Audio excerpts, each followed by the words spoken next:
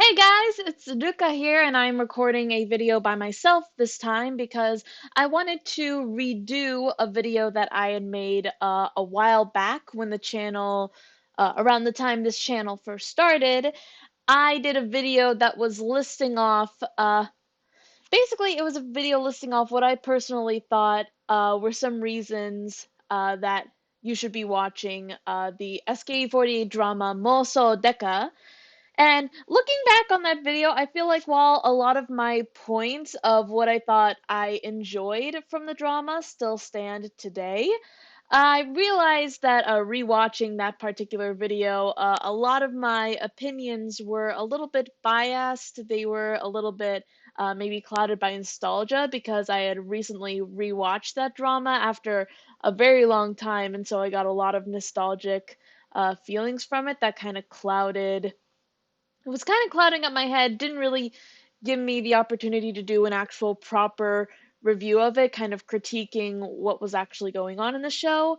And also, I felt like because I was trying my best to avoid spoilers, especially of the final four episodes, I couldn't really go in depth into, again, the really good qualities of that show. So today I'm remaking the video. Again, I recently rewatched all 12 episodes of the show, and so I'm going to do an updated, proper review of the show now that'll go into a bit more detail on what happens and also maybe hopefully give a more concrete review of it so you can decide whether or not you want to go check it out for yourself, which I still highly recommend, especially if you're wanting to get into SKE. Definitely check it out. But for right now, why don't we go in to talking about the premise of the show. So it starts off in the first episode. We have Matsui Rena, who is kind of sort of the viewpoint character in the show. She arrives on an island and stays at this hotel, like villa, I feel like is what it is. Yeah. Staying there because she is participating as a judge in a cosplay contest, and so she is staying in this hotel villa that is being run by the person who is hosting the contest, Kuwabara Mizuki. And she also, when she gets there, she meets the maid of the hotel, who is Hiramatsu Kaneko, who is, as I said in the previous video, she is the cutest maid ever, especially with her cute voice, is absolutely adorable. And her daughter Kumi, the Mizuki's daughter in the show, Kumi, who is cross-dressing. She is like dressed in danso for the majority of the show, which I thought really suited her. I really liked seeing that because it was something very rare. Kind of in a similar vein to Kanako, she's kind of more for like the sort of cutesy character because she too has a really cute voice and cute personality. So seeing her dress in danso was, I thought, personally very cool. So, sometime after arriving at the hotel, they discovered that Mizuki has been murdered and her body is found in the lobby. That is where we get to see the other members who are dressed up in different cosplays as they are participants who are going to be in the contest. So we see a variety of members dressed in all sorts of different cosplays that are just very, very interesting to see, and they lead to some pretty interesting scenarios later on within the show. And so, in order to solve the murder, there are two detectives present. There is a police officer who was there as like a personal vacation, so he's not really like dressed for work or anything. It's kind of hilarious when he first comes out and he's like in this yukata, like very much looks like kind of a slob. And then, of course, we have the titular Mousou Deka, who is Matsui Jurina, who uses the power of her Moso, which is basically her imagination or her delusions, to try and solve the crime and figure out who among the line of suspects that we have is the murderer. This, of course, leads into quite a bit of comedy, especially on Jurina's part, because since she is basically deducting all of this all through her imagination, A lot of the scenarios that she comes up with are more or less based around the cosplays that each of the members are wearing. And so some of them can get pretty out there in terms of how it actually goes down. Some of them are just like, well, there are some that are like reasonable, like they maybe could have happened, like there's some reason to them. But then there are some that are just completely wacky and unrealistic. And again, this leads to great comedy with the members just because everything that's being imagined up by Jurina can get so silly at some point. I think, personally, in my opinion, the most hilarious scenario was involving Takeda Shiori, Kizaki Yuria, and Kinoshita Yukiko, who were dressed up as like Shiori was dressed up as a sailor uniform, magical girl with cat ears sort of thing. Yuria was dressed in this cute shrine maiden outfit, and Yukiko was literally a cowgirl, which she looked good in. And the scenario that they came up with was something out of like a low budget tokusatsu movie, which just made it all the more hilarious, especially since Mizuki, who is the murder victim, was the villain. And she's dressed up in the most ridiculous outfit with a giant fish on her head. It's it really shows like how wacky SKE can be with concepts like this. Other scenarios that I think were really funny or just really out there were there was one involving Takeyanagi Akane, who had a very minor appearance.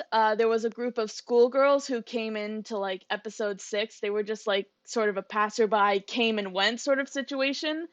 But the scenario with Akane or Churi being an enka singer was just like, no, there's no way that could have happened. Like, that immediately got shut down. And that is primarily the case for a lot of these scenarios, especially in the first half of the show, is that they're they're always just poking holes in the logic of these different scenarios, that Jurina is just coming up with this on top of her head, and it's just very ridiculous. With that being said, if you just focus on the first 6 episodes of the show, if you're watching it, without being a fan of SKE, or maybe you're not too familiar with Japanese comedy or J dramas in general, especially shorter length J dramas, because these are about 11 minutes and a half each episode. The first 6 episodes can maybe feel a little bit repetitive. They're pretty episodic, kind of. There's, a setup that happens in the episode, and then there's a payoff at the end where, again, it's just poking holes in Jurina's Moso scenarios.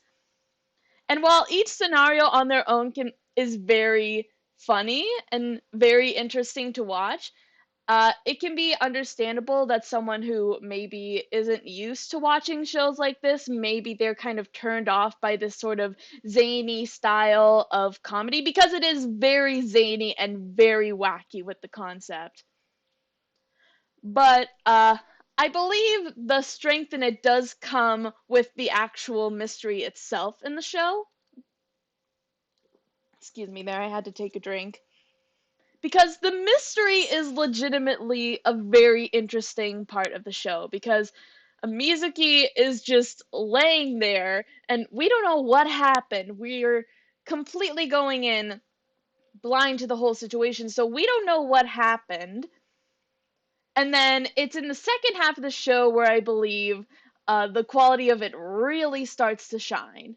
So early on in the first half, and by the way, this is where I'm going to start getting into spoiler territory. So if you do not want to be spoiled, especially for some of the more major twists within the show, I'm going to leave a time card for where you can skip in case you want to avoid spoilers for this. But if you don't care about spoilers, or if you've already seen the drama, then by all means just continue ahead.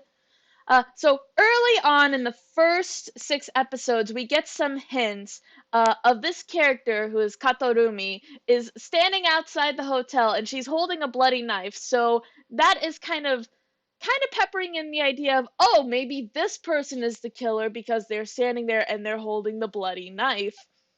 So in the second half, with episodes 7 and 8, this does get addressed where we do confront Rumi.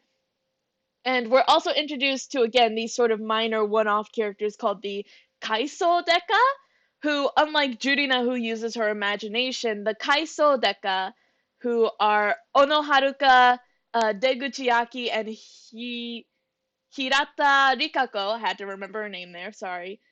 They use their memories from past experiences to kind of deduce who is the killer, which, again, I can kind of see how that could realistically work, but again, this is played up straight for comedy, so it's pretty funny to see. But with after them interrogating Rumi, and again, most Jurina going through her Moso scenario, we find out that Rumi isn't the killer. She was just the chef who was working at the hotel for Mizuki and the cosplay contest winners, or participants, not winners. So that rules that out, and so we're kind of back to square one with the final 4 episodes, which is where we really start to kind of lean out of the comedy and start getting more into the actual drama within it. Through episodes 9 and 10, we find out through Jurina's Moso that she believes that the maid Kanako and Kumi are in a secret relationship with each other, and that in a very intense moment where Kumi almost killed her mother, Kanako, who tried to stop her, was the one who stabbed her and killed her. Uh, this is where things get really intense because after this deduction is made and Kanako is left on her knees crying on the floor, and Kumi lashes out at Jurina, Jurina realizes that pretty much up to this point she hasn't really been doing, a serious job trying to deduce who the killer is. A lot of the times, because she doesn't use things like evidence or clues, she goes purely based on her imagination, and thus what she's doing is really very selfish of her because she is going into these people kind of boring into them, and because she is all doing this just based on how they look or their appearance, because she is doing this, she is inevitably hurting these people, and she's not taking her job as a detective seriously, which makes her realize that everything she's been doing it wrong. Episode 11 is where she does come to terms with this, that what she has been doing is wrong. And again, I think they do a very good job kind of illustrating kind of that stress and that pressure that's been put on her of trying to do this and trying to do it right, even though what she is doing is, in a way, it is very childish, which makes sense because at the time Jurina was very young when she did this, so it makes sense that she is very immature. She's acting like a kid, and kids can be selfish. So this is sort of a great sort of growth for her character in coming to terms with this, even when it's revealed that it all turned out to be true, that Kanako was the one who killed Mizuki in order to protect Kumi. Even though this is all revealed to be the truth, Jurina still feels that guilt in what she did that ended up, hurting these people, which I feel like, especially in that situation, because this is, a murder that has gone on, it's sort of an inevitable thing that couldn't have been avoided, but she still feels that guilt to where she confesses that she won't do this anymore. She won't use her moso to do this anymore because it will keep hurting people no matter what she does, which would have been a very sad ending if it was the actual ending to the show, because it is right after that scene where Jurina proclaims that she is going to stop doing her moso that we see the basically the entire world of the show kind of unravel. Because as we see after that final declaration from Jurina, that the entire show, like actually in universe, was all just fiction. It was, we actually see the director's call cut, we see the camera crew, we see the set getting taken down, and we see the members leaving because this was all just a work of fiction. It was never real to begin with. So we're kind of taken out of this fictional world that we had been immersed in for the previous 11 to 12 episodes. And we see now we're back in reality, that this sort of fictional world, this dreamlike, very crazy world, this story is over and it's not real. And I thought this was something I was not expecting when I was first watching the drama. I was not expecting them to just tear down the fourth wall. Just all throughout the drama, there had been like little pokes and nods of them breaking the fourth wall a couple of times, a little jokes like that. But this is, they just completely tear down the fourth wall, and we see actually what had been going on behind the scenes. Or, we see kind of what's been going on because it is actually after the quote unquote drama ends filming that we see the story continue on from there, where the members, after, going backstage and, wrapping up filming, that we see Jurina confronting Rena again, who is around the set trying to look for her cell phone, which she's lost.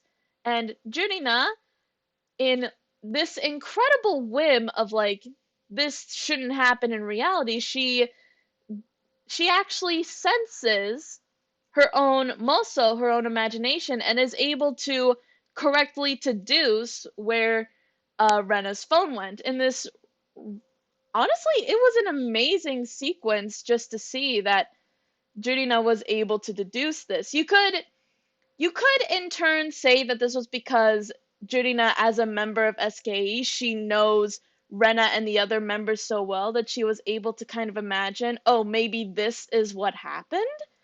So I thought it was really interesting to see that even though we were taken out of that fictional world, some of it is kind of still lingering within Jurina.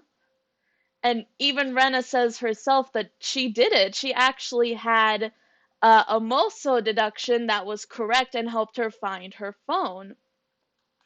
So that ending where we see just the whole fictional world being torn down, and yet we're still kind of in it, that whole thing of, reality is stranger than fiction. That whole concept, I just thought that was such an interesting way to have the series end that I wasn't expecting, and it was actually a really satisfying payoff, especially with how the quote unquote drama did end in that sad way. To see this kind of sort of almost like an epilogue within that final episode was very interesting to see. So, yeah, all in all, the drama is very enjoyable to watch. The comedy can be very zany and wacky. So, of course, it may not be for everyone. Comedy is subjective like that. But if you are interested in that, in trying to get into SKE and get to know them more, this would be a definitely recommended watch, especially for a lot of the older members, who the majority of the cast is no longer in the group anymore. The only ones who are still in the group at this point in time are Jurina, Asuda Akari, and Takayanagi Akane, who only had a minor appearance. Those three are the only ones left who were a part of the cast of the show. So it really shows the time difference of like, this was how SKE were before, and now comparing them to what they're like now is, in my head, it's just so interesting to me. And again, kind of the previous points that I brought up, a lot of the mystery, intrigue, the drama that comes within the final four episodes are very strong. So I would say, if I were to give this a ranking of like what out of 5 stars, I would say probably a 3.5 or 4 stars. Uh, this is definitely this is definitely a product of what SKE were like in the past. This was like classic era SKE. A lot of the wacky, zany comedy is very stylized, very specific to this drama, and also kind of previous dramas like Magical Radio that they have done in the past. It's not for everyone. There might be some people who are kind of, turned away by whether it be the zany comedy, or maybe this just isn't their, type of drama that they like to see. But again, there is a lot of appeal to this show because it is a very, sort of classic remnant of the classic SKE era. A lot of older SKE fans and newer ones who are getting into group really do enjoy this drama. So, yes, if you are interested in this, there are actually all 12 episodes are up on YouTube with English subs. So you can look that up and check them out for yourself, see whether or not you enjoy it. But yeah, I would say that wraps it up for my basically my redone, more proper review of this. So, once again, I hoped you enjoyed the video this time. Uh, I think maybe I might try to do more videos like this where I'm kind of discussing, dramas and what I like about them, especially within the 48 group. I had looked back on like some of my older review videos that I did on my personal channel, and I'm thinking of maybe doing revised versions of them. Like, for example, I had one of Crow's Blood that I did years ago that I feel like maybe I could improve on that.